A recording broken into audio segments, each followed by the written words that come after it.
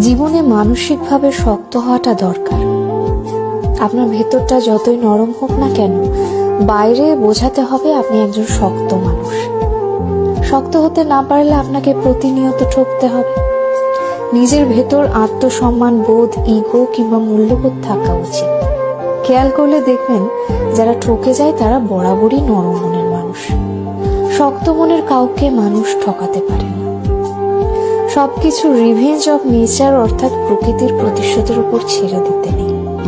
কিছু বিষয়ে আপনার নিজেরও প্রতিশোধ নেওয়ার দরকার আছে।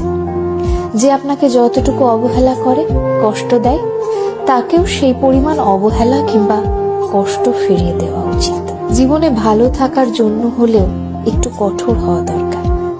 যে কোনো কিছু সহজে পেয়ে গেলে মানুষ মূল্য দিতে জানে না।